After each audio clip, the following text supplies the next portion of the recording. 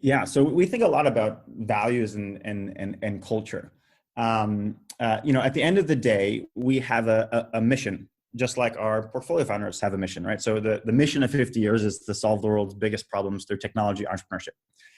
Obviously, that's a very lofty goal, and as any good mission is probably not fully achievable, but it gives us a guiding light. And there's predominantly two ways that we do that currently. One is by finding entrepreneurs that are on that path and supporting them with our cash and our networks and our advice and our labor.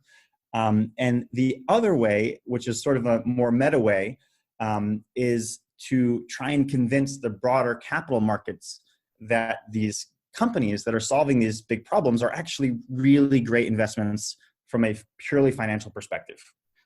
Right. So I don't need to convince you, because I know Alex believes in this.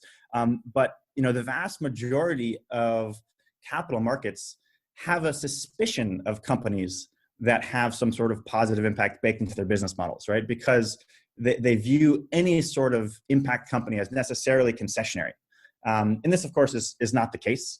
And we can talk about that later if you want. But those are the two primary ways that we are out to achieve that. And so in terms of values, for us, it's always really, really important that we put the mission of 50 years on equal footing with the business model. Because if we lose one or the other, we won't achieve our goals. One of the most important cultural norms for us is we call it founders first. And one of the things that is important there is maintaining high founder empathy. And this is one way in which I think culture of the firm is really important. We all have naturally high founder empathy because we've all been founders ourselves, right? We know what that journey is like. But we worry all the time that the longer we're on this side of things, the VC side, the higher the risk that we lose that founder empathy.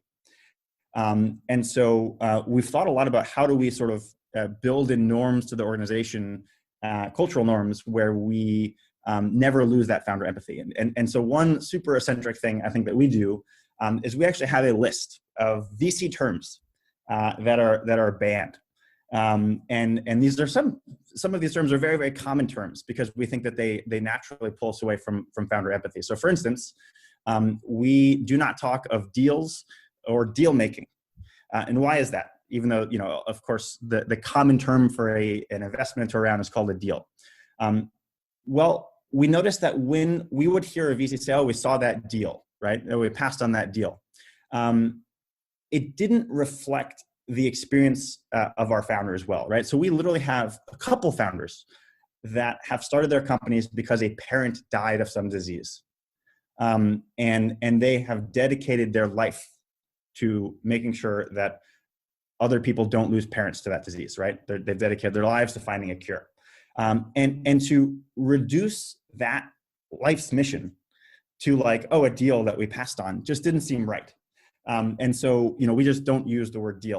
Also the word markup, right? So in VC lingo, if you partner with a company and at a certain valuation, they raise the next round at a 3x valuation, say, oh, great, we got a markup.